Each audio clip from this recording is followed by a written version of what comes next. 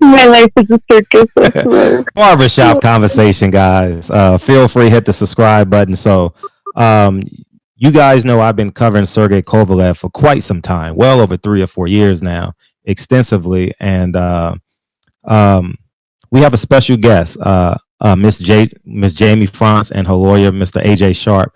And I've chronicled this. Unbeknownst to y'all, I've chronicled this case since 2018, and it's genuinely a pleasure to have you two on and talk about the case, your injuries, life before, life after, and potentially you getting justice. So first I want to say thank you for offering your Saturdays. The NFL is running rampant through America, and I genuinely appreciate you sitting down with me, and so we can share your story. Thank you. I appreciate you having us on. Mm-hmm. And so Cinderella too. So yeah, you have a pig. You have a pig in the background. You have a pig. Pig. Some people watching this podcast gonna say no pork on my fork. So you got some allies out there. That's good. Friends, not food. Yeah. So let's go to like before Sergey Kovalev, 2018. How was Miss France, Miss Jamie's life like? I'm sorry, I'm having such a hard time hearing you because she's yelling right in my ear. Okay. Let me move over there for just a second. Okay, sorry, go ahead. No, so because I want people to get a full view of who you are, and who was Jamie prior to 2018? Well, I'm obviously I have a farm. I grew up on a farm. I was born and raised in a really small town up in northern Arizona. Mm-hmm. And so I've always had horses my whole life and animals, and have always been avid into the gym and fitness and riding my horses, riding dirt bikes, just active and always into that kind of stuff. I've modeled pretty much my whole life. Mm-hmm. So life was good prior to meeting Sergey Kovalev. Life was really good. It's well chronicled on your Instagram, like how active you are. Tons of animals, modeling horses, working out. Just you look like a Southern California belle. You understand what I'm saying? So yes, and like the modern day like Daisy May kind of. Okay, and 2018, you and Sergey Kovalev met, and if you want to walk us through that, and sure. and feel free to elaborate. Take your time with it. We're not on no time scale, so feel free to go as long as you like. Okay, thank you. Mm-hmm.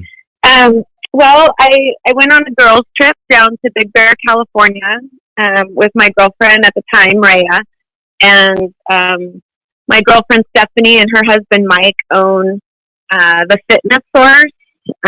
They've since sold that particular gym there in Big Bear, but they had just opened it. It was the opening weekend for that gym. Mm-hmm.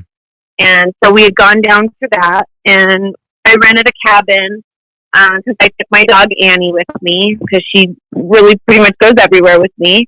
She's my little sidekick. Mm-hmm. And so we went down. The gym opening, the original part of the opening was kind of like a little dinner thing that they had, and so we got to the gym probably around 5 o'clock or so, and did the dinner, and after that they had like a casino set up with like fake casino table games and Monopoly money and that kind of thing. And so we were all just, having fun playing the table games and celebrating, how hard they had worked in opening this gym. And shortly after the table game stuff started going on, I think is about when Sergey Kovalev got there.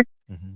And he just kind of followed me around like a little puppy, honestly. I mean, he was following me around the gym the whole night. Every table that I sat down on to play a game, he would come sit right next to me. When I went to the bathroom, he followed me to the bathroom. Wow. He was getting up and getting me drinks. And at one point, he sat next to me at one of the blackjack tables, and he was telling me You know, he was a fighter, and because I had no idea who he was. I mean, I've watched boxing my whole life with my parents. When my dad is a huge boxing fan, but I never knew who Sergey Kovalev was. And so he started kind of telling me that, you know, he was a boxer and he was down there training. He was getting ready to train for whoever he fought right after he did this to me. It was like the month after, I think. So he was down there fighting or training for that fight. And he, I guess, worked out at my friend's gym. He was training there with my friend's husband who owns the gym. And he just, you know, kind of all night long just wouldn't really take no for an answer. He was just aggressive, as I'm sure anybody who knows him knows his personality.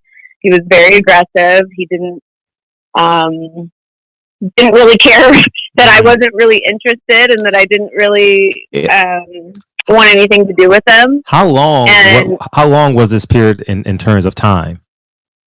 I mean, from step one following you to maybe like 2 hours, hour and a half, something like that. I mean, we were there for a while because they had an auction going on. They were auctioning off some fitness stuff and memberships.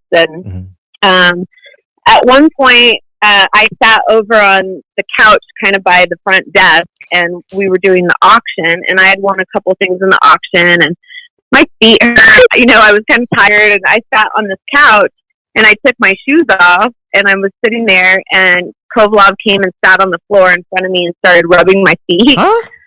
And yeah. And I mean, there were tons of people there at the gym that saw all of it. I had a couple of different people who witnessed him asking me for my phone number several times. And I told him, I don't give my phone number out. I'm not giving you my number.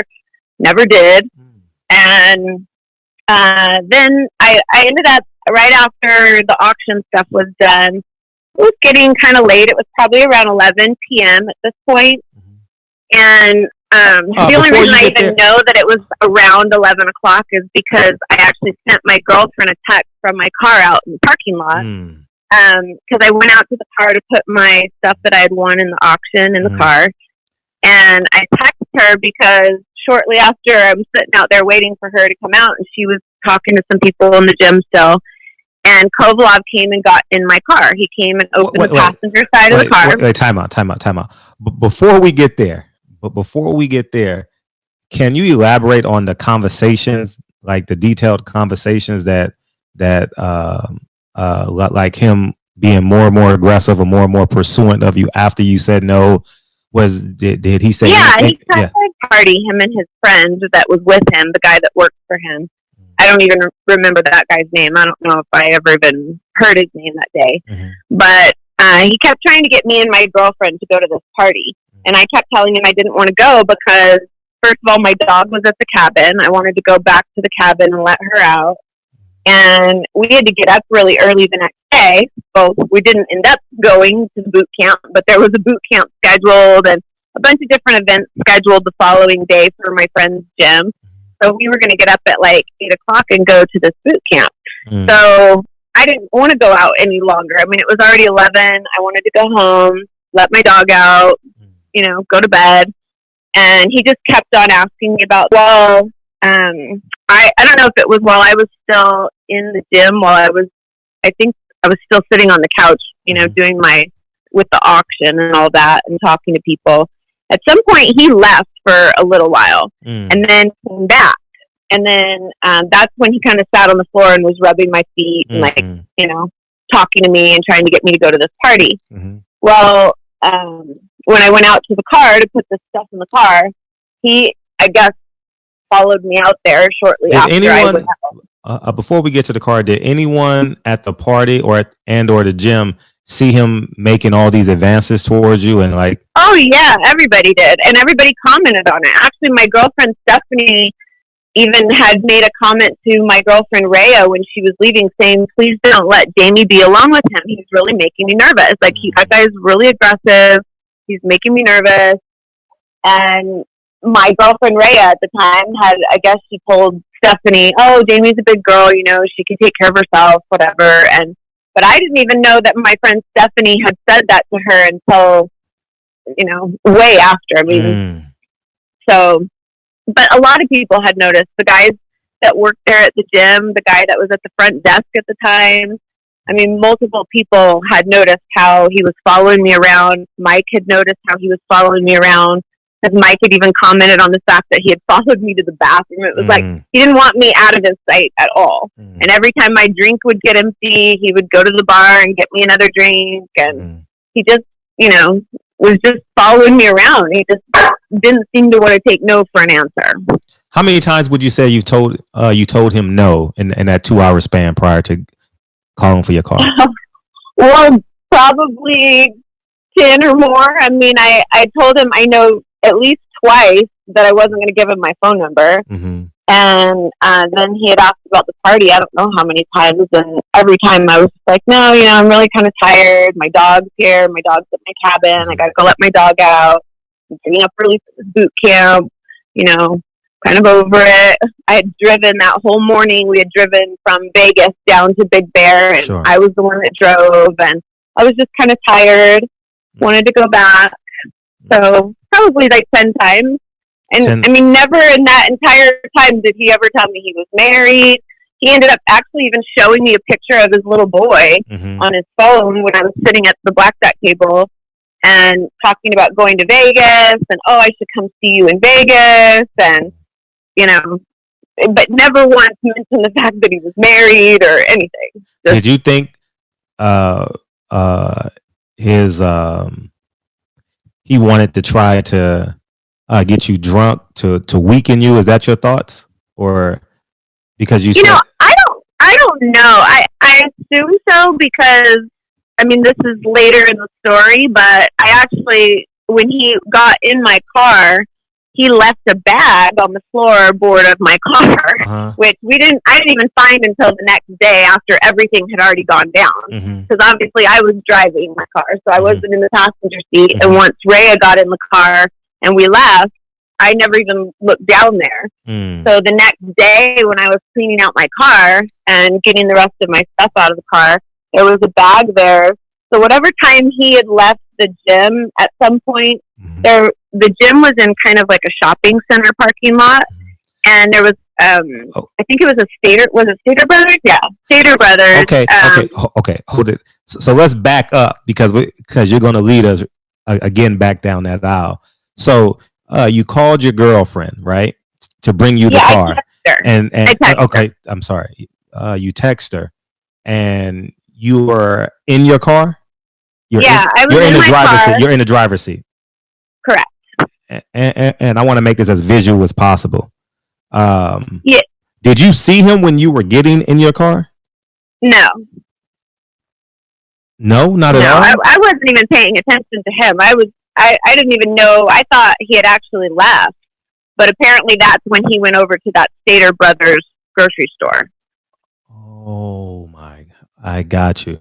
So yeah. So right before you put the car into drive, he jumps in. He opens up your passenger door seat. Well, I was just sitting in there. I had it. I think it was actually turned on because I was sitting in there waiting for Rhea to come out. I was just kind of hanging out. And then he came over and opened the passenger door, got in the car, and I'm just like, I'm waiting on my girlfriend. Like, you got to get out of my car. And he was just like, oh, baby, in that Russian accent, like, baby, I just want to hang out. Like, don't you want to go to this party? Let's go to the party. It's going to be so much fun. And I'm like, I already told you, I don't want to go to the party. My dog's at my cabin. I got to go let my dog out. I got to get up early. Like, I'm not feeling it. I don't want to go. And I actually text Rhea in that moment. I mean, I have copies of the text, which the DA has copies. My attorney has copies of the text messages. I sent her a text saying, girl, hurry up. Where are you? I'm out here fighting off fight, dude. Are you serious? Exactly what my text says. Exactly. And when you say you fighting him off, what does that mean? Can you? Well, it just means that he just wouldn't take no for an answer. He wouldn't get out of my car. I'm trying to be semi-nice to him because he was already making me kind of nervous because he was so aggressive. And then who just comes and gets in somebody's car. Like, that's crazy too. So I'm kind of sitting out there, and now I know, he's a fighter, and I'm like, I was kind of nervous. I was kind of trying to just be, not bitchy, for lack of a better word. I was just kind of trying to be like, you know what? I just want to go. I got to get home. And he just wouldn't take no for an answer. And so my text to my girlfriend, that was essentially what I meant. Like, I'm out here fighting him off. Like, get out here, hurry up. Like, I don't really want to be out here alone with him. And how long before your friend came? Maybe a couple minutes. Probably like 2 minutes, 3 minutes. Okay. And she claims she didn't even get my text until the next day when we talked about it, because I had said, like, I was sending you texts from the parking lot saying, hurry up, like, and she claims she didn't even get that text. So, but that was when Stephanie told me later on that she had actually told Rhea on her way out, when Rhea was coming out of the gym to come out to the car.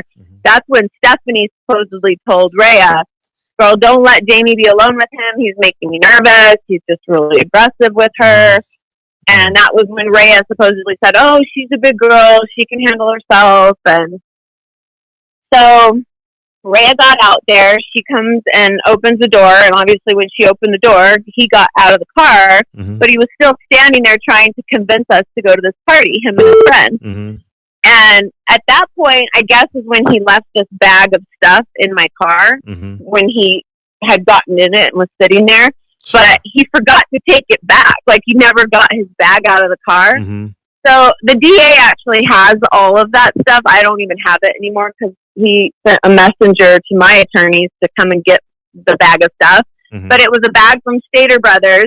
Paid for on Kovalev's credit card, by the way. Wow. And he bought 4 things, 4 very specific things.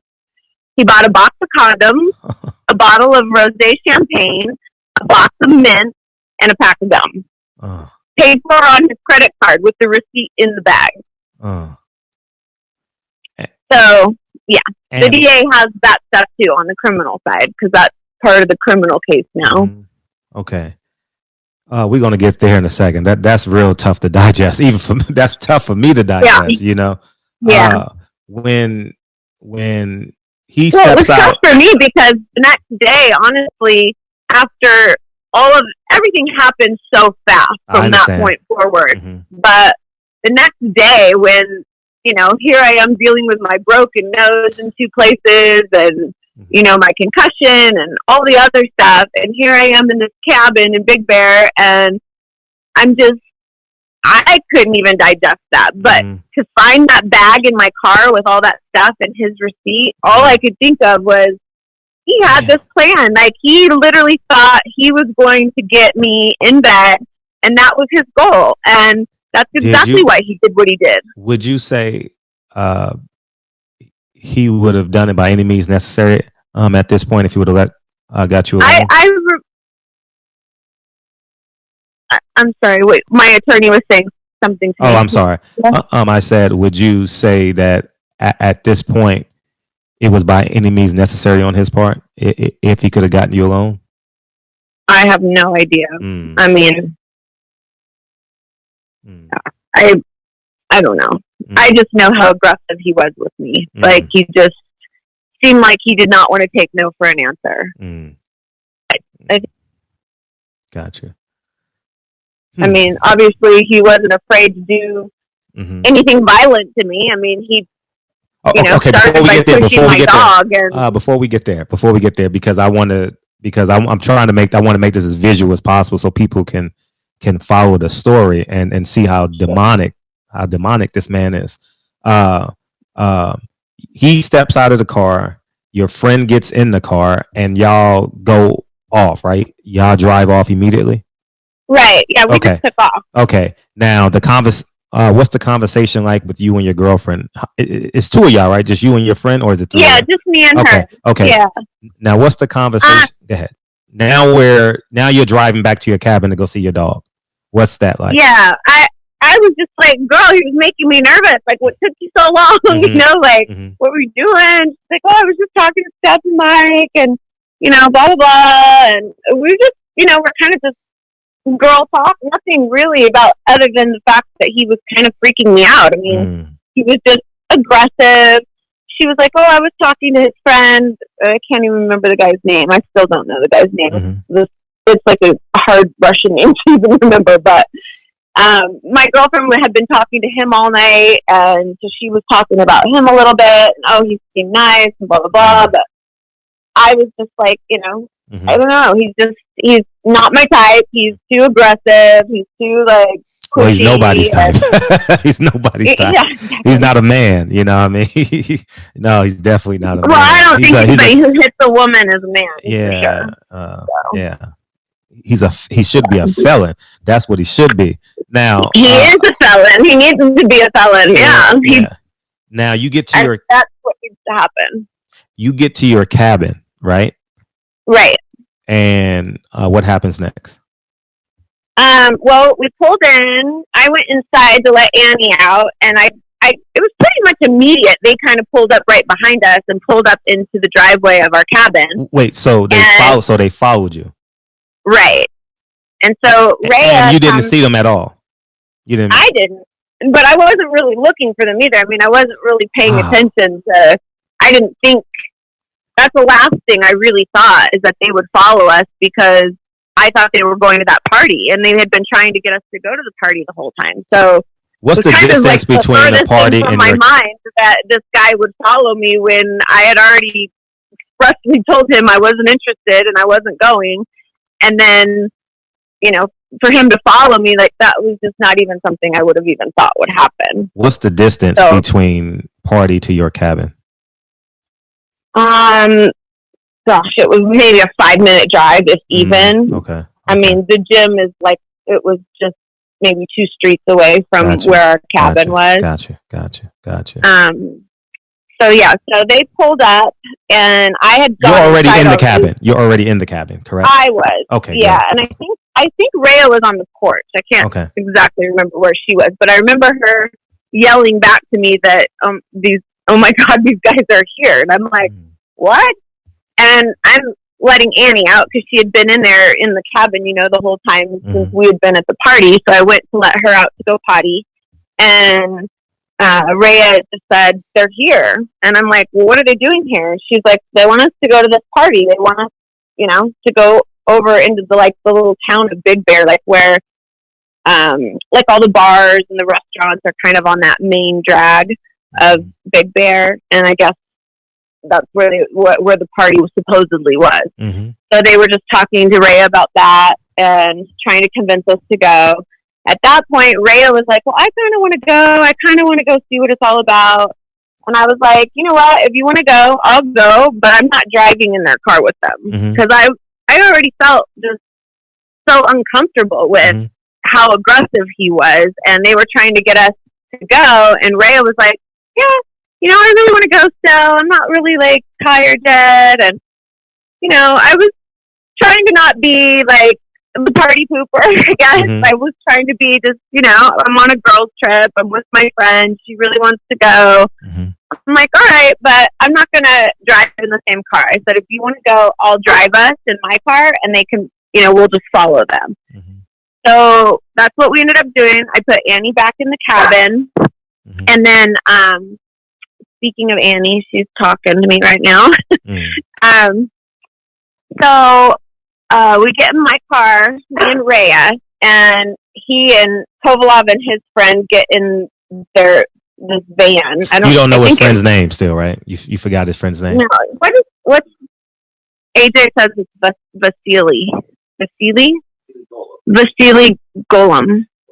Golden. Oh, I don't know. Okay. Vasily, I guess. Vasily Goldman or something. Okay. Vasily. Okay, yeah. So we get in my car, me and Rhea, and they get in this maroon color van that had Crusher on the back of it, his name, and his friend was driving. And so me and Ray were in my car, and we're following them, and we get kind of down into the town of Big Bear, which was, maybe a couple miles from our cabin. So we start driving into the town, and for whatever reason, like, no, Bubba, come here, let me have this. For whatever reason, both Rhea and I just kind of were over it at that point. I don't even really remember why we just decided to stop following them, but amongst ourselves in my car, we both kind of just established, yeah, we're over it. We're tired. Like, I really didn't want to go to begin with. I was really just going for her. And so you didn't make it to the party? You guys didn't make it to the party? You just made a U-turn? No, we never went. We actually ended up just kind of bailing. Like, they were in front of us, and we just never kept following them. We just kind of turned around and basically took a side street back to the main road that went up to our cabin and went back home to the cabin. So we never even went. So we assumed that was it. You know, we got back to the cabin. There's no communication between you and Sergey this whole time. No, because I never gave him my phone number. I never gave him anything. Like, I just wasn't interested. So we got back to the cabin. And we got back inside, and I mean, some time passed. It was probably at least 20 minutes, 30 minutes maybe, because, I mean, I had my pajamas on already. I'd let Annie out to potty. We were kind of hanging out. We opened some wine. We were going to have a glass of wine and sit and just chit-chat. And at that point, we get a knock on the door. They start banging on the door. A bang or a knock? What's that? A bang or a knock? Well, I kind of felt like it was a bang because... What time is this, by the way? What time is this, by the way? Oh, my gosh. Probably... I mean, it's past midnight, I think, because, I mean, we left the gym at 11-something whenever I texted Ray. What time was my text to Ray? Do you remember, AJ? I think it was 11:21, he said, when I texted her. Okay. So, obviously, another probably hour had passed. Okay. I mean, it was... Okay, closer to 1 a.m. Yeah. Just before 1 a.m. Probably close. It was probably close to that. Okay.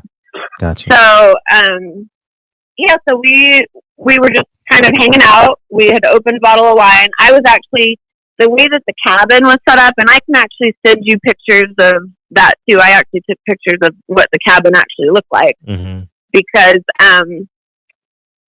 it was small, but we had like a little kitchen, kind of common kitchen living room area. And then there was a little bedroom right off the kitchen. That was the one that Rhea was in. And then I had like the master bedroom in the back that had like a patio off the back. And so I was back there, and I think I was getting ready to wash my face or something when she said, "Oh my God, they're back. They're here and they're banging on the door." And so... Now she hadn't communicated with his friend either. Your friend. Not that I know of. Okay. I don't think she had given her number or anything either. Okay, good. Okay. So yeah, when they started knocking on the door, Rhea was actually kind of standing in the hallway, kind of by the kitchen, and I remember her actually going, "Girl, what should we do? Should we let them in?" I'm like, "No, don't let them in." And she was like, "Oh, what's the big deal? Like, they'll just hang out for a little bit." I was just like, I didn't think it was a good idea. And I remember expressly saying, "I don't think it's a good idea. Like, I'm not opening the door. Like, I don't think that's a good idea." Well, she decided that she wanted to hang out. So Sergey at one point had like, I don't remember if it was like on the window of the patio or the side of the patio, but kind of banging on that and like kind of talking like, "Baby, baby," like kind of yelling for me. Wait, hold up.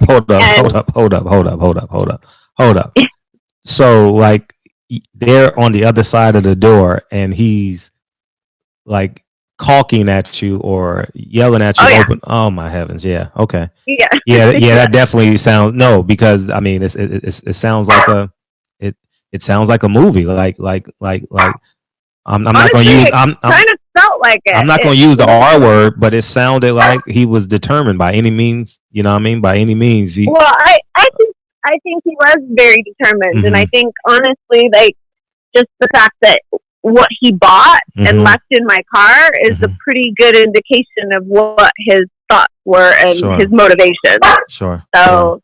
Sure. No, baby. So she ended up deciding to open the door. Rhea opened the door. I was still kind of back in my bedroom. And like I said, I had already put my pajamas on. So now I'm trying to like figure out what the heck to wear. I'm already in my pajamas. So, anyways, they come in. And like I said, we had opened some wine, me and Rhea. So Rhea offers them wine. And that's because that's all we had. And I remember Kovalev and his friend both getting a glass of wine. Annie, obviously my dog, is there. So at some point, like, we all sat in the living room because it was kind of just like a little cabin. I mean, it was just tiny. Sure. So there were 2 couches and then like a big recliner chair kind of by the door. And so Rhea was sitting in the recliner kind of next to the door. And then there was like a long couch along the window right there. And that's where the Sealy guy was sitting, right, kind of next to Rhea. And I was sitting kind of on the smaller couch against the other side of the wall with Annie. And that's where Kovalev came over and sat next to me on that couch. So we're all sitting there and talking, and I don't even really remember what our conversations were about, other than him trying to basically make out with me, like just trying to kiss me, and kind of aggressive, like kind of hanging over the top of me almost, where it felt like kind of like I couldn't get up from underneath him. Like he was just kind of like over the top of me. I got it. And we kissed a little bit, and I don't know, it just, at some point, he was making me super uncomfortable after a couple minutes, probably. I mean, I don't even know how much time probably passed. It felt like probably a couple of minutes. And Rhea and that friend were still talking, and Kovalev it was just like a one-track mind. He just was trying to kiss me the whole time. And so he forcibly kissed you. Well, he did at one point, yeah. But I kissed him back, too. I mean, in the beginning, like when he first got there and we were kind of just all sitting there, and, I did kiss him back. But then as it got kind of uncomfortable, where it was like he was getting too aggressive, like too over the top of me. Like, I don't really know how else to describe it, like, without showing you. It's like he was just kind of... I know exactly what you mean. He's so much bigger than me. You know what I mean? Like, I just couldn't really... It felt like I was suffocating. Like, how tall are you and how much you weigh? Since you say he's on the top of you, how tall are you? Like 5'5", 5'6". Okay. Yeah. And how much do you weigh? Like 115. Yeah. And in between fights, he weighs about 200 pounds. He's about 6'2", 200 pounds. Yeah. Well, plus he's so tall, and it was more about his body language and the way he was just so aggressive about it. It was like... So would you say you kissing him was a calming mechanism? Was it a calming mechanism to keep him like calm, so he wouldn't be too aggressive? I think at the point where I actually took my dog into the kitchen, that was, because I started to just get nervous on the couch when he was so like over the top of me. And that's when I was kind of like, I kind of was trying to appease him a little bit, I guess you could say, because I was already kind of scared of him. And so I kind of was like, you know what, like, I'm just not really feeling it. I'm really tired. Like, I just really kind of want to go to bed. And, my girlfriend Rhea was kind of in her own little world as usual over on that chair. And she wasn't really getting the fact that I was not comfortable until he pushed my dog. Because around that time, like when I started to get uncomfortable, where I was starting to feel like, this dude's going to do something to me. Like, if I don't get up, like, he's not going to let me up. And I started to just kind of feel like this is going to get bad really fast. Sure. Like, he's going to do something to me. And I just had that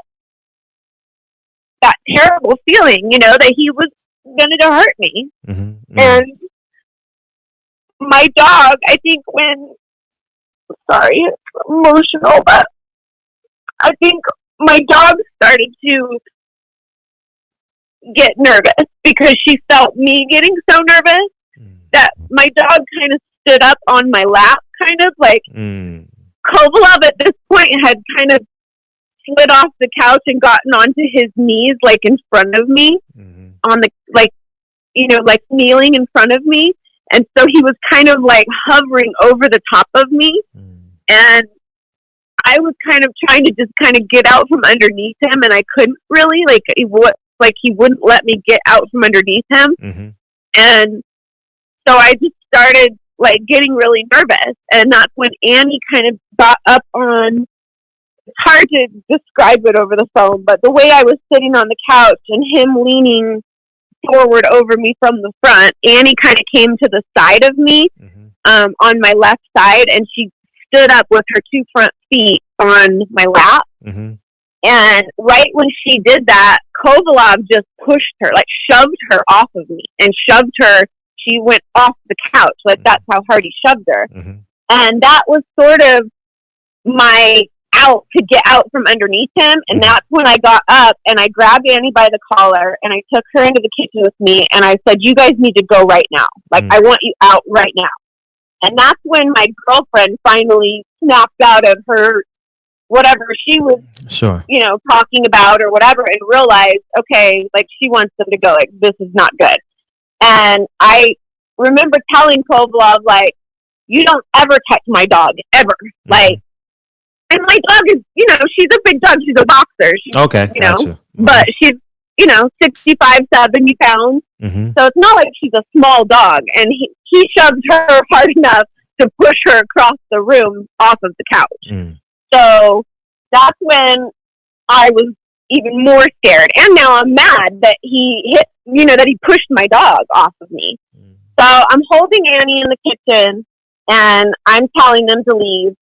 His friend stood up right away. His friend was kind of over by the front door, like pretty much from that point on. Like his friend didn't really move from the front door. And Rhea at this point is standing right by the front door too. And the front, there was like a main door and then like a screen door that kind of swung out onto the porch.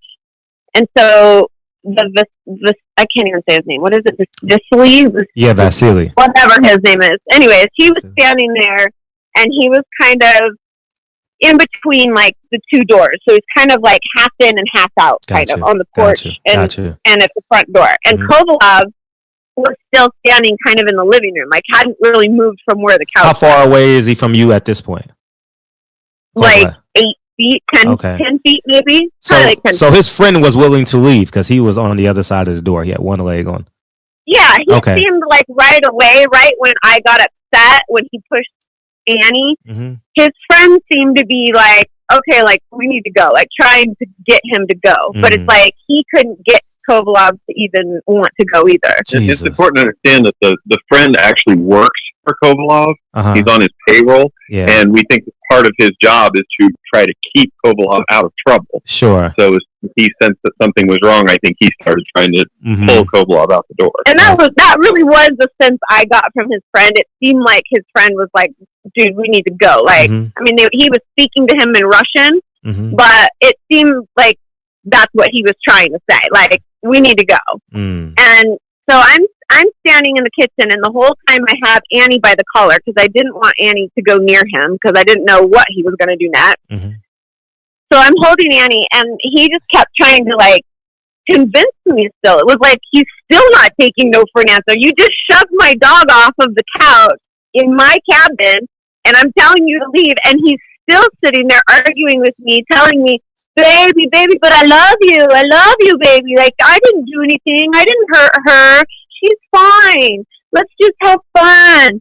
I didn't hurt her. She's fine. And he just kept saying, baby. And like, I'll just never forget that accent of his and the way that he just kept saying that. And he kept saying, baby, but I love you.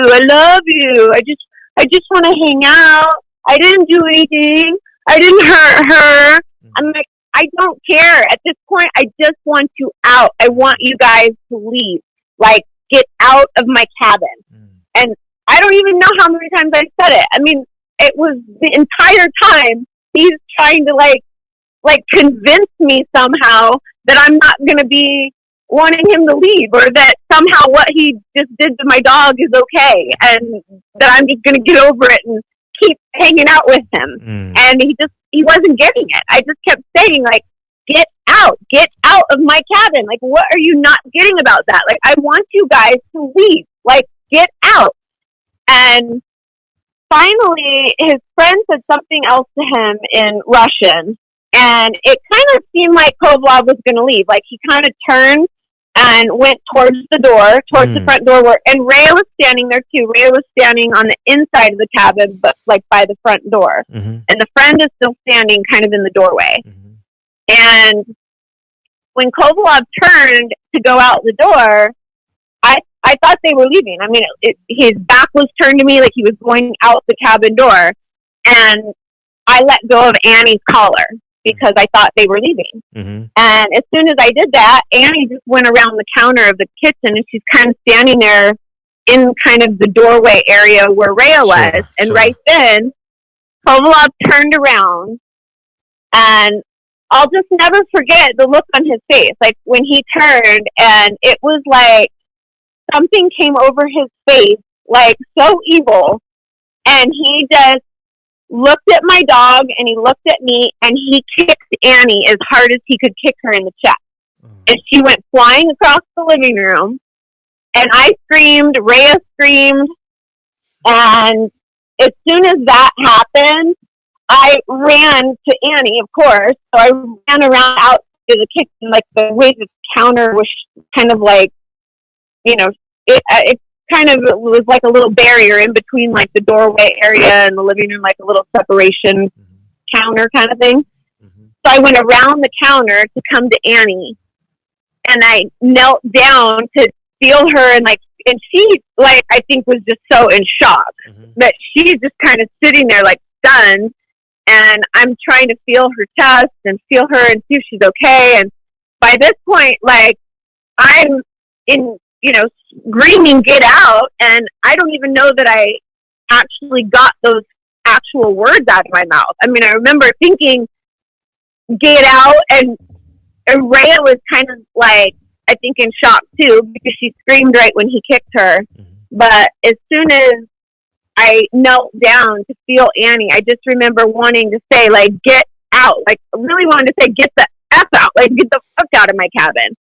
But I don't know that I even got those words out before he punched me. I went to stand up, and as soon as I was leaning over Annie because I was feeling her chest, and as soon as I went to stand up, he just hit me. And my nose just exploded, and blood went everywhere. Blood was all over the door. It was all over the floor. It was all over the carpet. It was all over the couches. It was everywhere. And I screamed, he just broke my fucking nose. Call 911. And as soon as I screamed that, Rhea grabbed the phone and called 911, and him and his friend took off.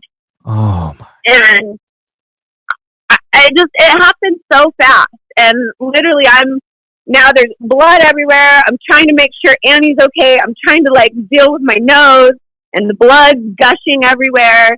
The cops get there probably within like 5 minutes from the time we called 911, because it literally, the cop station is like right down the road from where our cabin was, thank God.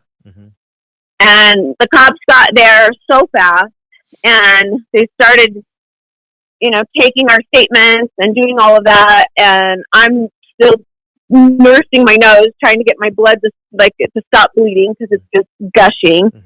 And the cops were taking our statements, and all of that part is kind of fuzzy because honestly I was in so much pain, and my nose was broken, and my eyes were all blurry, and I was kind of in shock, I think, you know, like, it was like a bad dream, and I was so worried about Annie being okay, and just everything. What was going to happen if he was going to come back? Like, it just, that whole part of it when the cops were there is kind of a blur to me.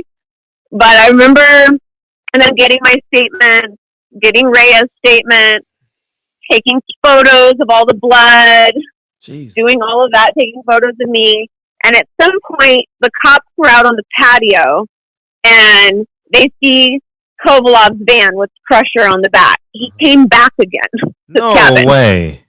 Yeah, and at this point, his friend's not with him anymore, so he's on his own, and presumably what he came back for, I'm sure, is to bribe me to not go to the hospital, because when the cops arrested him, he had a huge wad of cash in his pocket, and the cop even told me after I got out of the hospital, he said, "Do you know how much money Kovalev had on him?" And I said, "No, like, are you talking about Monopoly money? Because we were playing those stupid games, you know, at the casino thing." And he's like, "No, it wasn't Monopoly money. We're talking real money." And he had a big wad of cash in his pocket. And the fact that his friend wasn't with him anymore, and all of a sudden you just punched me in the face and kicked my dog across the room, and then all of a sudden you decide it's a good idea to come back to my cabin with a wad of cash in your pocket, and that's how the cops arrested him. So the cops arrest him, they put him in the cop car, they have me come out to identify him. Of course, I come out, identify him, they take him off to jail. I went to the emergency room, spent the next 3 hours there as they did CAT scans and x-rays and everything else. They diagnosed me with a bilateral fracture of my face, which was, my nose was broken in 2 places on both sides. I had a severe concussion. I had lacerations under my lip, like under my top lip, and on the side of my cheek and the side of my nose. Obviously, my nose never even stopped bleeding that whole rest of that weekend. So it was, I wasn't really sure about everything else in my neck and all of that until actually I got back to Vegas and like couldn't physically like do anything. And I think too, the adrenaline and the shock and everything else that night, I just didn't, I don't know. I guess I just didn't realize like how hurt I really was until when I started like not being able to do my normal things. And I got home and it was like I had this insane itching in my arms all of a sudden, where it was like my whole, especially my right arm was the worst. But I mean, to this day, it's been 1.5 years and I still have scars all over my arms and my hands from where I was like scratching myself till I bled, because like, I guess whatever, when he broke my neck, it broke your neck?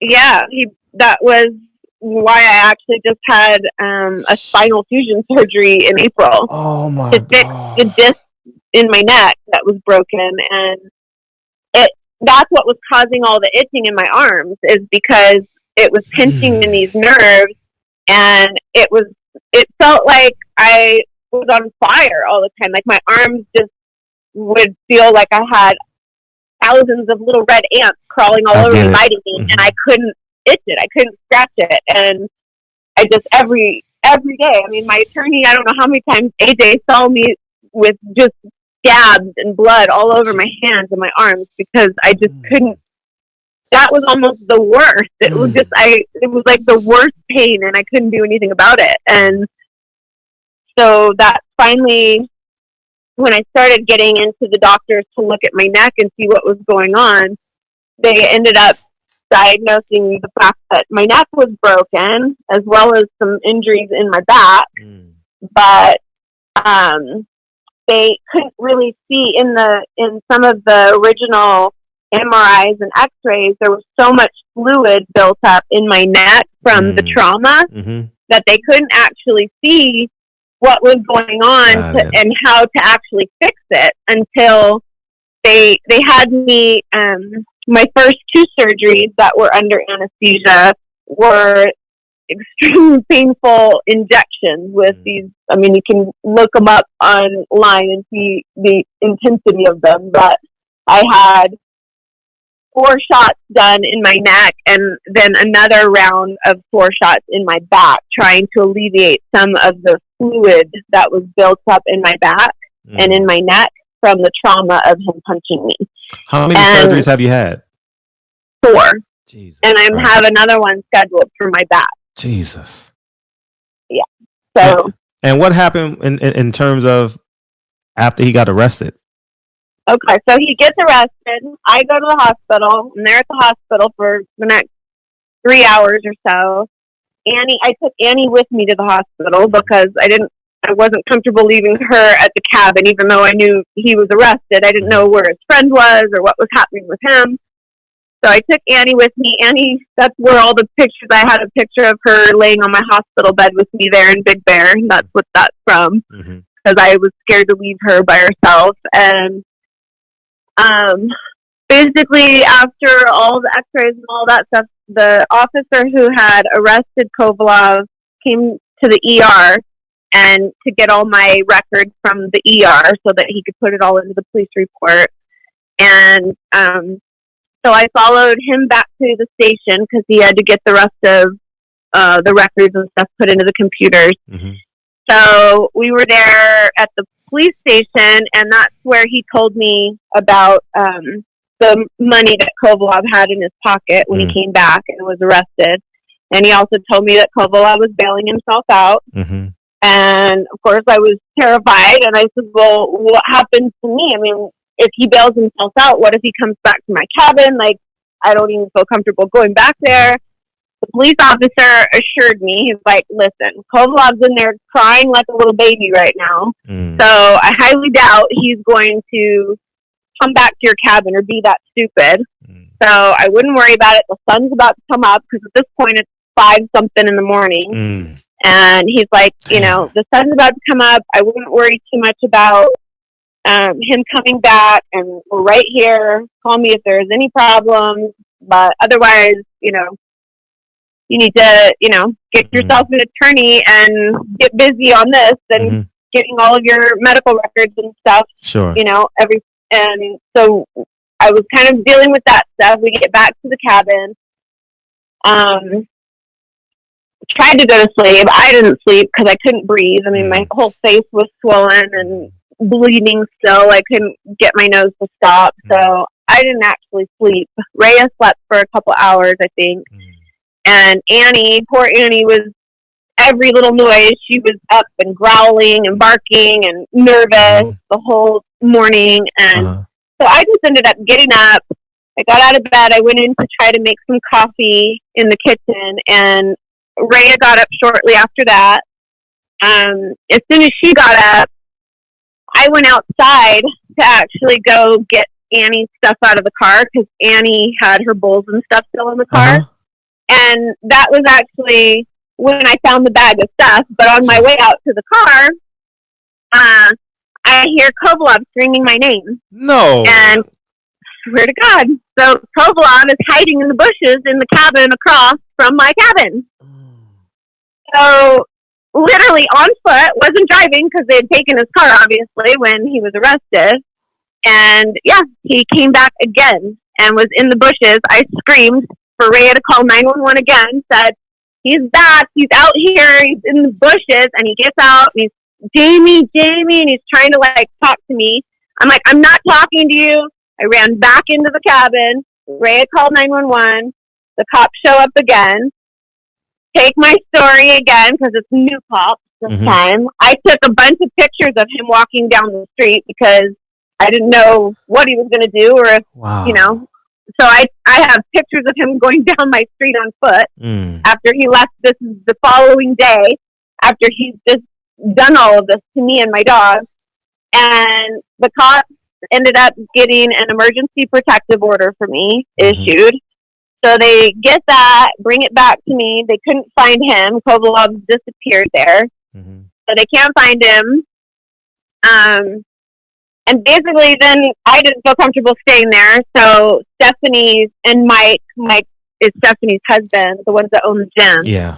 They ended up having me and Annie and Rhea come stay at their cabin, or their condo, I guess it was, that night, the last night, because we just didn't feel comfortable even being over there at that cabin anymore and didn't want to take any chances. So we stayed over there. And basically it's just been a nightmare since. So we left the following day. The next morning we drove back to Vegas. What happened with the charges of him coming back, but besides the emergency restraining order? Nothing. They haven't done anything other than they issued the restraining order. They couldn't find him. So nothing else has happened with that other than it's just another piece of paper that's in my case, in my file for the criminal stuff. How about the first criminal charges? How about the first criminal charges? Well, he's still facing felony charges for assault with intent to do great bodily harm because of, him being a professional boxer and what he did. So the felony charges are still there. We had a pretrial last April. I've been just basically in and out of doctors' offices, hospitals, recoveries for the last year and a half. The pretrial happened, and basically it was called to answer, which means that the judge determined that there's obviously enough evidence to go to trial. Sure. So they continued with the with all of that, and it's basically every turn of when was the trial date set? They just give him another allowance. They give him another freaking. So April. When did they set the court date after April? Oh my God, I don't even know. Honestly, there's been so many. He's had so many countless court dates, and at every single one, they just set another court date. Then we actually were supposed to set the trial was supposed to happen November 25th, which I don't even know why they scheduled it for November 25th, because it was the week of Thanksgiving. And the DA had actually even told me and my attorney that it probably wouldn't happen that week because of Thanksgiving. So it would probably get moved. And then the DA actually assured me at that point in November that at the next court date, which was January 6th, this past Monday, that they would be setting a trial date within 60 days of that date. Well, then obviously Kovalev decided to fire both his civil and his criminal attorneys right before this court date, as I'm sure it was another tactic to yet again stall the trial. So now, because his attorney, it was his first time being in court with Kovalev on this felony charges, they've given him another allowance. So now the next court date isn't even scheduled till April 8th. Another 3 months goes by with nothing, where he just keeps living his life like nothing's happened. And at that point, we don't even have a trial date yet. It's just April 8th is the next court date. They'll go in, and then who knows whether they'll set a trial date there or not. So it just, every single turn, it just keeps on getting worse and worse with how it just seems like he just can drag it out. Like, and the DA seems more than happy and willing to just keep giving him all these allowances, and it blows my mind. I mean, literally a year and a half into this on my end, and here he is facing criminal charges, felony charges for what he's done to me, and he literally cares so little about that because our justice system just keeps proving him right, just keeps showing him he can get away with whatever, and keeps stalling it and keeps stalling trial. He gets on a plane in July, a year after what he's did to me. So July of 2019, this man gets on a plane from Florida back to LA and assaults another woman on a plane in front of 200 passengers, throwing money at her, calling her names, kisses her unwantedly. So she starts crying and gets upset after he assaults her and kisses her. And then so she starts getting upset, crying, wanting him, wanting somebody to do something. Some guy on the plane has to interfere and come up there. Kovalev starts cussing at her, calling her names, throwing money at her in her face on the plane, gets taken off the plane, and nothing happens. Just has to take another plane ride home. Another plane. He gets kicked off.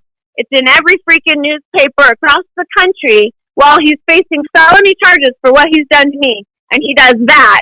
And still, there has been no justice. The DA knows about all of that.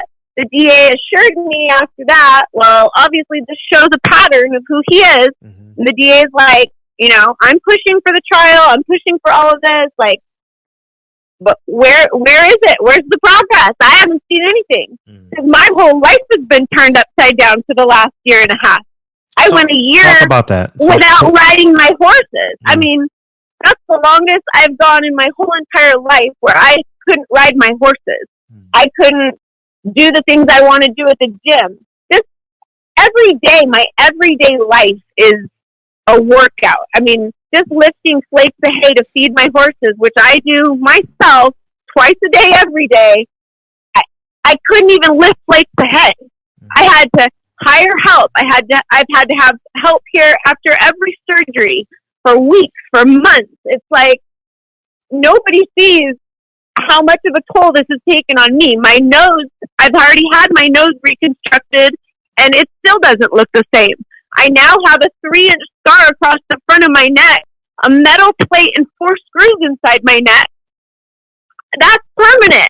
Like, this is going to be my life from here on out. My life will never be the same. It is never going to be the life that I had before I met Kovalev. I am never going to have that life back. And yet, he just gets to keep fighting. He gets to travel where he wants to travel. He gets to, he's made $20-some million since he's done this to me. And I'm barely scraping by every month to try to deal with my life and feed 17 animals and take care of everybody on my own. I mean, it's just been devastating in every way possible. I'm going to therapy every week, once a week. I'm in constant doctor's appointments. I'm still in constant pain with my back and my neck. And now that it's cold, I'm learning that that's not a lot of fun with a metal plate and 4 screws in your neck either. It's just been constant. And I'm still not back to normal. I technically have the go-ahead from my doctor that I can go back to riding my horses, but I'm terrified. I've never been scared of anything in my life, and I'm scared to ride the thing that I love most in life, because what if I fall? What if I paralyze myself with this plate in my neck? Like, it's awful to watch the things that you love most every single day, and you can't participate anymore. Like, you can't do the things you've done your whole life because of what somebody else has done to you. And somebody that I barely met. I mean, I knew him for a couple of hours, and he's turned my whole life upside down. My whole career that I've worked my whole life for, and my brand, and every time I Google myself or somebody else Googles me, what comes up is Sergey Kovalev, and these disgusting little memes of him punching me or kicking my dog that all of these Russian people have created and put all over the internet. I'm constant threats of death threats and rape threats, and we're going to come slaughter your animals. Kovalev should have raped you. He should have killed you. At least he would have gotten something out of all of this. Or we'll come finish the job for him. Or you'll never sleep another day. You'll never have another peaceful day where you don't have to worry about somebody coming and hurting you. Like, those are the kind of threats I get every single day. Constant victim shaming. Like, I shouldn't have let him into my cabin, even though I'm not even the one that let him in my cabin, Just talking about me and saying horrible things about me like I somehow brought that on myself. Calling me a gold digger because I'm suing him civilly. I mean, I'm $500,000 in debt right now because of what he's done to me. With all my surgeries, all of the loans I've had to take out, everything. I mean, how else am I supposed to go back to any kind of normalcy with my life? My modeling career is not ever going to be the same.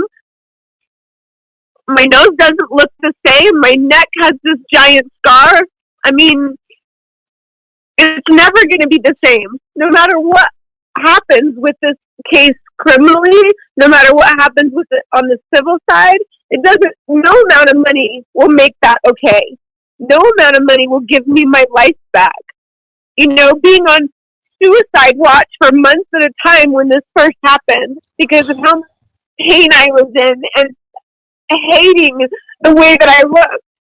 And now I'm getting, victim shaming about the fact that I didn't post photos because I didn't post photos right when it happened. Well, I was listening to my attorney's advice not to post anything and not to talk about it, not to do any of these things. And I've done that this whole time. I've tried to listen to my attorney's advice and the advice of the DA and the advice on all of this stuff, this legal stuff that I don't even really understand fully. And now I'm being shamed for that. It's just, it's never ending.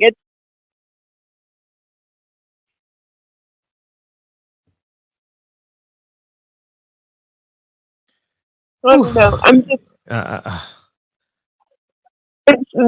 feel like there's so many things that I could say about our justice system and the allowances that it gives people that have money and allowing them to just keep living their life like nothing's happened, and for him to just be able to keep fighting, and for the boxing commissions and the people who issue the licensing for boxing to allow this man to keep fighting when he's done this to me and to my life and has taken zero accountability for anything. I mean, so much so that it's like he's laughing in the face of everybody in the legal system. I mean, to go on a plane and assault someone else like that when you're facing felony charges from what you've done to me, all that shows is that's how you deal with rejection. You kiss some girl on a plane that doesn't even know you, and she doesn't want you to and rejects you, so you start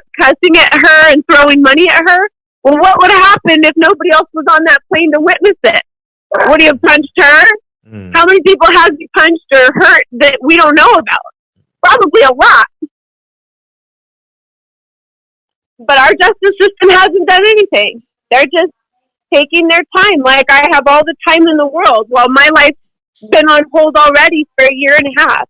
I can't make plans. I can't make plans to do anything that I had for my life right now because I don't know where I'm going to be a year from now. I don't know financially how much longer I can go on. How am I going to continue to take care of all my horses and my animals? I have more surgeries I'm facing. I mean, it's just like re-victimizing the victim over and over and over again every single day. And the fact that, you know, sorry, my attorney was getting another call on here. Oh, okay. Okay. So this is a lot to intake. And it's just like as you said, the judicial system. And two, Sergey Kovalev gets to go on and live his life. There's so many steps. Like, he has a female promoter, Kathy Duver, who I've been working. Say it again, please. We've met her. Yeah, and I've been working with her for a decade now. Not with her, excuse me, but just covering boxing. And and she comes off when she's doing her promoting as a feminist. You know, her entire staff up until recently was all female. Very proactive in terms of like women in boxing, and it's just awful that she hasn't taken a stand on this as well. You know, it is awful. Not only has she not taken a stand on this, but at the preliminary hearing in the criminal trial last April, she actually testified on Kovalev's behalf, and she said that she's known him for however many years, and she has never seen him be disrespectful to a woman in any way. And I'm sorry, I just don't believe that. Well, no, and now, I mean, aside from what I know he is, because I'm, you know, obviously the person that witnessed it firsthand, his violence and who he is when he doesn't get what he wants. But then doing it to another girl on the plane, it's like, you keep showing your true colors over and over and over again. I mean, how many people does he get to hurt before somebody actually does something about it? And all of the things with the boxing and the media and all these people who just keep allowing this to go on and keep allowing this to happen. It's like, when is somebody going to hold him accountable? It's so frustrating. And with my civil trial, you know, we don't even have a trial date till next January. It's January 2021 is when a trial date for my civil suit even is. It's like, and then we had a mediation in October, and we thought we had come to an agreement in the mediation, but then Kovalov's already breached that contract. Damn. So now I'm having to deal with that. Like, it's just him. He's not gonna, and the irony about this whole thing, as it relates to your civil suit, is he's not going to be the same man financially a year from now. You understand what I'm saying? So you may get the judgment, but you know he may flee to Russia, and you know. Well, he's already threatened that.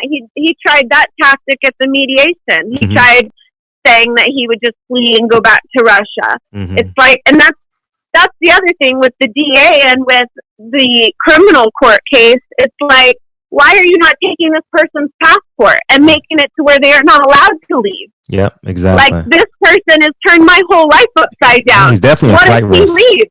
What if he just flees to Russia? I'm stuck with $500,000 in debt and a metal plate in my neck and a life that's never going to be the same. I mean, where is my justice? You know, and everybody on media and social media and all this, it's like, I've worked so hard at just burying my case, trying to keep it out of the headlines and not put any light to it at all, because God forbid, you know, it inconveniences Kovalev in any way whatsoever, or it deters from one of his fights, or, you know, how much money he's going to be making. It's like, it's just infuriating, you know? And then on top of that, to be not only getting the threats that I get on a daily basis, it's like the justice system is doing the same thing to me. It's like just being re-victimized over and over and over again.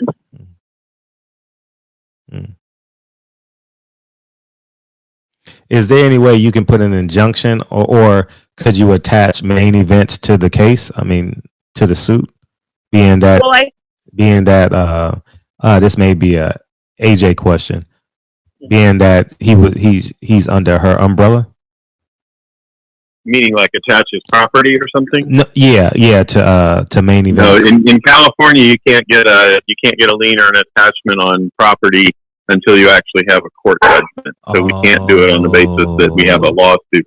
Correct. But yeah, so obviously, if we ever get a judgment, that would be our next step, would be to attach, because we know he's got a house in Newport Beach, and we know he's got a house in Florida, and you know we can put a lien on at least one of them, if not both. But all that means is that he can't sell them until he pays us. Yeah. So you know, it's an imperfect remedy, but yeah, because when we went, Jamie had mentioned earlier that we did a mediation at the beginning of October. We actually, his attorney had been begging us since before we filed the lawsuit in January of 2019. He said, this is a case that needs to get into mediation, and we agreed because we stupidly thought that he actually was, you know, going to pay us. So we finally got into a mediation in October, and they were so anxious to get into mediation that I told him we would come. They wouldn't put any money on the table ahead of the mediation. So I told them we would only come to the mediation if they paid for the whole thing, because usually the parties split the cost. Sure. And I said, I'm not going to ask Jamie to spend that money unless we know you're serious about it. So if you'll pay for the whole thing. So he paid $11,000 to go to mediation with us at the beginning of October. He paid for the whole thing. We went to LA. We spent all day mediating. And we were willing to work with him because at that point he had his November fight coming up against Canelo. And, you know, we knew that he was guaranteed to make $10 million for that. And he and Kathy Duva are telling us, oh, Kovalev doesn't have any money. He's broke, which, come on, give me a break. I mean, the guy's made, at that point, he'd made something like $27 million in his career. Unless he's horrible with money, he's not broke. And so we agreed in exchange for them, you know, bringing the final number to a place that we could deal with. We agreed to allow him to pay after he got paid for his fight. But we signed an agreement with him. We have a contract with him, and he had his fight in November, and the date for the payment in December came up, and we didn't receive anything. And that's when we found out that he was firing his old civil attorney and hiring a new one, which obviously if he was going to pay what we agreed on, he wouldn't need an attorney. He just needs to, you know, write a check. And so we've never gotten any money from him since then. And so now we're still, you know, the case that we thought had settled did not settle. Can you elaborate on how much you settled for? No, we're not going to go into the numbers. Okay. But the important thing to realize is that, like Jamie told you earlier, she was not discussing it publicly, and she wasn't posting pictures of it. I noticed that too. I noticed that. Yeah, I noticed that. But that was right. She wasn't doing interviews because her attorneys were telling her not to. Because I wish that's why I wanted to get this out fight week. That's why I was calling. Right. Yeah, you know what I mean. And I know you couldn't talk because this shit would have blew up fight. Oh my god, we would have liked it. Would have blew up. At the time, I know. At the time, we honestly believed that it not being publicized was part of what Kovalev would be willing to pay for. So if we went out and publicized it, then we, kind of shoot ourselves in the foot, because at that point he doesn't have a lot of incentive to settle. But if he thought by settling he could close it off and make it go away, then that's a different thing. But anyway, so as part of the settlement that we thought we reached in October, we had agreed that we wouldn't talk publicly about it, about the case, about the incident, about anything, that she wouldn't post on social media. They actually wanted her to take down everything she had posted on social media up to that time, and we refused to do that because, it's part of Jamie's life, and we're not going to. Anyway, so once we realized that he wasn't going to pay what he had agreed to, then we rescinded the contract, and that's why she's talking about it now, because we've given her the green light to say you can talk about it, you can post about it, you can do whatever you want. So, yeah. Has there any since the renege on the payment? Has there been any conversations between Sergey Kovalev, Kathy Duval, or anyone in the team? We don't even know who his new civil attorney is. He's refused to even disclose his new attorney, and he instructed his last civil attorney to not disclose who his new civil attorney is. So we're still waiting on that attorney to file with the court saying that he's taken over the civil case. Yeah, we found out on December 11th that we were told by his former attorney that he was withdrawing from the case, and of course he wasn't at liberty to discuss why, but he said he'll be getting new civil counsel. But that's been a month today, and they haven't filed a substitution of attorney, so we're just kind of in the dark. We're just proceeding with the old attorney because we don't have any other way. We don't know who the new attorney is. He did get a new attorney for the criminal matter, and maybe that's the same firm that'll be taking care of the civil matter. But so we just have a lawsuit against him, and we're continuing with it with a trial date next January. And continuing to wait on the DA to do something with the criminal and actually set a trial date that actually fits. Did you reach out to the Nevada Athletic Commission at all? In terms, because he has to get a license every time he fights. He has to get approved every time. Well, understand that when we originally sued Kovalev, we sued not only him, we sued every state that's ever licensed him to box, and every boxing commission that's ever sanctioned a fight for him. So we had eight. We had eight. Yeah, we had eight like corporate defendants of that type. It's four states and 4 boxing commissions. But as part of moving to this point with the settlement and everything, or with the mediation, we dismissed the other entities as defendants. Some of them had answered, or some of them had been served and had sent us letters saying, we're not liable for what he does, which we would have been more than happy to have the court decide. But we ended up agreeing to dismiss those defendants in exchange for Kovalev defending the lawsuit. Gotcha. Which he then did. Yeah. So we brought it to their attention, and I think what Jamie said earlier is exactly right. They don't care. He makes the money, so they don't care. Kovalev is the kind of guy who don't care. And tell me about it. No, and because I'll tell you this, I said to him, there was a woman boxer by the name of Carissa Shields. Coincidentally, she fought last night, and he says about women. He says women shouldn't box; they should be in the kitchen. And I interviewed him, and I agree they should be in the kitchen, because when they come out of the kitchen, he punches them in the face. Shit, yeah, exactly. God damn. Yeah. And I gave him a chance. He's a monster, man.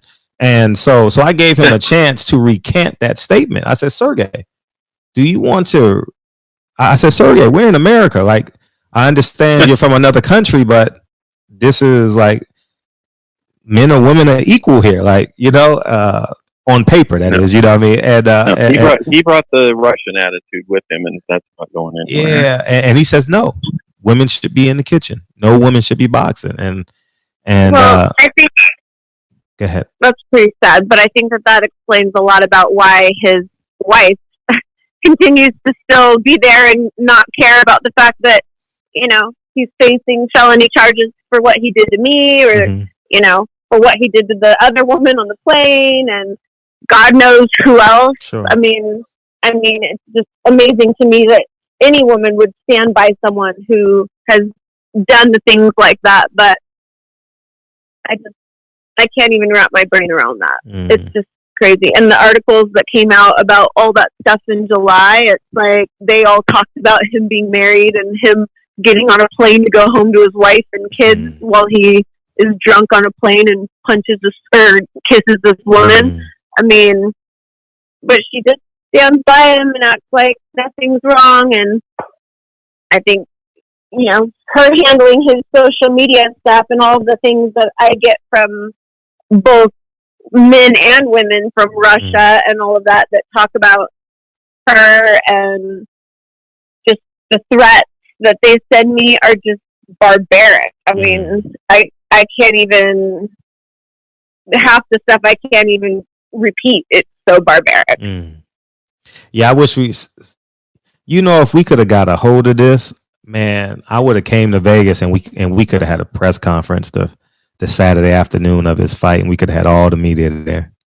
You know, and that's what I would have loved to have done. And had I known that he was going to breach the contract on that, I would have. But truthfully, if I could do everything over again from the time this all happened to me, I would have posted photos of it right away. I would have gone to the press. I would have done anything in my power to bring light and show what a monster he is, and try to seek justice however I can. But I was listening to the advice of my attorneys, and literally now, you know, they're trying to bury it all in the press and in social media, and every time you Google anything, it's like they keep trying to take anything I put down so that it doesn't, you know, hurt Kovalev. And at this point, I don't give a fuck what hurts Kovalev. Like, he clearly doesn't care what he's done to my life, and he's not going to do anything to take any kind of accountability at all. So I'm pushing forward with my civil lawsuit, however long that takes. I'm going to keep pushing forward with the criminal charges and trying to hold our justice system as accountable as I have the power to do, and get him to go to trial. And I'm going to talk to every media source and anybody that wants to give my story any light at all, because all I want to do is just keep it out there and show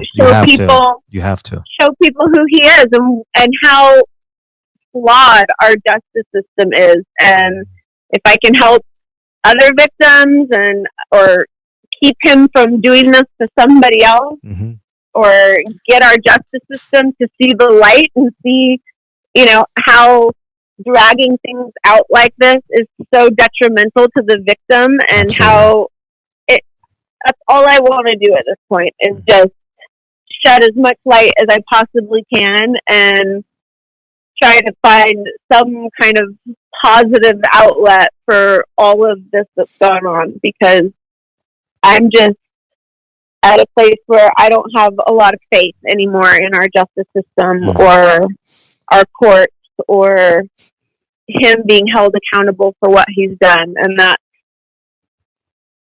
I can't even wrap my brain around it. Honestly, when you shouldn't have to. That court date happened January 6th, and they were supposed to set a trial date, and they moved that court date again another 3 months. That's another, it may seem like 3 months, big deal. It's already been going on a year and a half. But to me, it feels like a lifetime. I mean, every single aspect of my life is hinged on what happens in these cases at this point, and 3 months feels like a lifetime for me. And I just, when that happened and that came out that they did that, I just was beside myself. I literally, all I could think about was, who can I talk to that will get my story out there and share what a monster Kovalev is and how he is just being protected left and right from people in the boxing industry, people in the media, our justice system. Things like if you have money, you can pretty much buy your way out of anything. And it's just, it's so disappointing. It's literally just. Well, I want to help you get your story out. Thank you. No, I'm being as honestly as I can.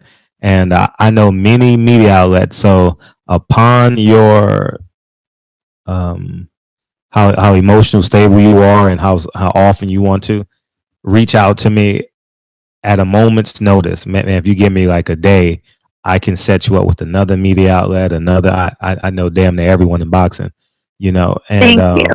And I think it's important because the irony of this whole situation is it was the elephant in the room. We all know who Sergey Kovalev was all this time. You know, as I said at the beginning of this interview, he put a monkey of a fighter on his shirt of his son. He put a depiction of a black man as a monkey on his son's shirt, and the son wore it in the picture. So everyone knows who Sergey Kovalev. He was the big elephant in the room, but because he was a world champion and making money for a prominent promoter as Kathy Duva, they let it slide. And now that it's been too repetitive, you know. I think that one, he needs to go to jail, and you need justice. And without a shadow of a doubt, you should be handsomely compensated for adversely, life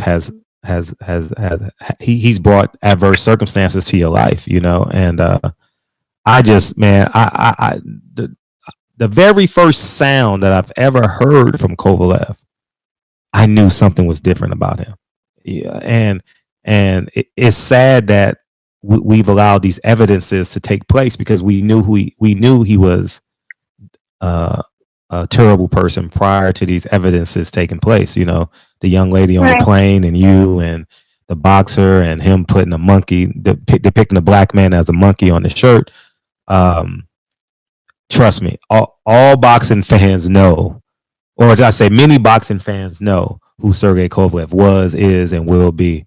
And we just got to consistently do it. So, and when he has his next fight, if it's in Vegas or LA, we'll hold a press conference, you know, because public shaming, I would love to. Public shaming works. I know it works. Oh, Because they've sure been trying to do it to me. They think that they're somehow going to bully me into just going away or, you know, crouching down under a rock and going away and pretending that he didn't do what he did. And they're not going to do that to me. Like, I don't care what it takes, but I mean, I'm not going anywhere. Okay. Like, I won't quit until I have justice.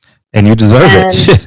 Kathy Duval and all of those people should be ashamed of themselves. Kathy especially. She should be ashamed of herself for representing someone like him and knowing what kind of person he is, and being a woman and knowing, I mean, you know what kind of person he is. There's no way you can't know. I mean, after he did this to me and I started really figuring out who he was, and I Googled who he was when I got home from Big Bear and found that he had killed someone in the ring where, but emotionless. And it's not even that. I mean, emotionless about it. Boxing, it's like you sign up to take those risks, and I understand that 100%, and I support boxing 100%. But the callous way that he talked about it in his interviews after the fact, when that man died and they asked him, and he was so flippant about it and was just like, oh, that happened 2 weeks ago, I already forgot about that. You know, it's like, that shows you so much about who that person is, that I just can't even understand how people can support someone like that and support someone who will hit a girl and kick a dog. I mean, I can't even wrap my brain around that. No. And to the people who who have tried to publicly shame me and literally threatening me and threaten my life and threaten my animals and justify what he's done because of who he is just disgusting. Mm-hmm. Like, it's just disgusting. And I'm gonna email you an interview I did with Kathy Duva just to let you know how I've been on top of this whole thing, like the whole time. You know what I mean? Like it's I've been doing my part without even knowing you. I just want you. So you've had support out here, and justice is going to get served. You know what I mean? And they said it gets greater later. For that every day. It gets greater later. Okay, stay with it. Stay the course. And I will. I won't quit. No, they're not gonna bully me into submission. Mm-hmm. But mm-hmm. I definitely feel disheartened by what's happened. But I'll stay the course, and I'm just at this point. Mm-hmm. I have nothing to lose. So why not just go ahead and start, talking about it and doing what I can do on my side that, I wasn't allowed to do in the beginning. So now I'm gonna talk to everybody, and I want to make sure that I see justice and that he goes to jail because that's where he needs to go. Okay. And I'm gonna do my best to help you. I sure appreciate it. Thank you. AJ, anytime you want to set up another interview, let me know, and I'll gladly put you in front of bigger media outlets, equal media, whatever we need to do, because this man needs to be in jail. Appreciate that. Thank you. Yeah, thank you. And any last words from both of y'all? First, before you close us out, I just want to say thank you. I know this ain't the most beautiful back down memory lane type event, but I appreciate the courage that you have this evening, and letting the world know who he is, and more importantly, the courage that you have, because you're still standing. Thank you. And justice will be served. It has no other choice, and I'm going to do my part. And whenever you guys are ready, just let me know, and I will put you in the hands of more media outlets so we can keep this story going. And AJ, his next fight, reach out to me, and I can put together a press conference. And honestly, a lot of media members will show up. Trust me. Yeah, we'll definitely do that. If there's another fight, I definitely. He only can fight in Vegas, LA, or Texas because he can't fight on the East Coast because he can't sell over there. So it'll only be on the West Coast. So that'll be kind of easy for us, for the most part. Okay. Yeah. Yeah. So. Yeah, I'm down for anything, and if there's any way that I can help, or there's anything that you need from me on my end to push something along or help, I am. No, we're gonna do our part. We're gonna trust me. Within the next 48 hours, Kathy Duva is gonna get this interview. No, 100%, 100%. Yeah, and it's gonna get to Sergey Kovalev 100%. And I'm sure I'll be getting the death threats and the rape threats tenfold after these interviews start coming out. But I don't even. I have no doubt. After I literally just. I'm getting them anyway. So it's like, at this point, I may as well do what I can do to try to bring light to the whole thing and try to push it in some way or another to maybe get the justice system to do its job. Sure. Oh. AJ, any last words? No, sir, I'm good. Thank you. Oh, man, I appreciate you. And email me those pictures. I will. Right now. Send them to me right now. Okay, I will. And I appreciate you, man. This was hour and 35 minutes. Wow. Thank you. I appreciate you. And let's stay connected, please. For sure, we will absolutely. Thank you, AJ. I appreciate you. Thank you, Jamie. I appreciate y'all for sure. Appreciate you too. Whew. Damn. Man, that's a lot to digest, man. And I said this in the phone interview too. We all knew who Sergey Kovalev was, is, and will be. Kathy Duva, you knew who he was, is, and will become. Those Carissa Shields statements he made 3 years ago, 4 years ago, put me on high alert. And now he shattered a woman's life, broke her neck, shattered her nose, assaulted a woman on a plane. This young woman has had 4 surgeries.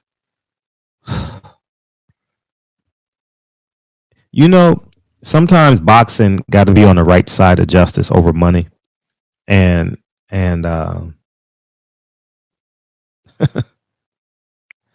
Sergey Kovalev shouldn't be fighting in America.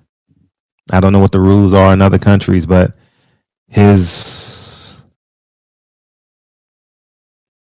we all knew he was a monster. All right. It ain't no secrets. We all knew it. He was a monster.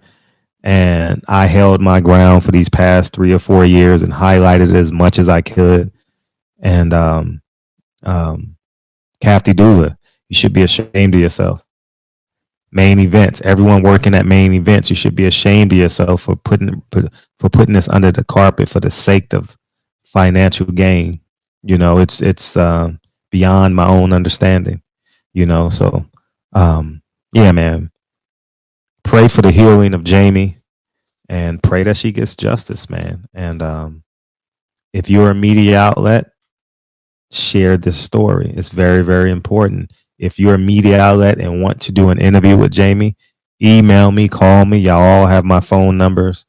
DM me on Instagram, and because this story needs to get out. Public shaming is important. Public education is important as well. So the more we share this story, the quicker potentially Jamie can get justice. So anyways, man, barbershop conversations, man. You guys have a splendid Saturday. And I'll talk to you guys real soon. Peace.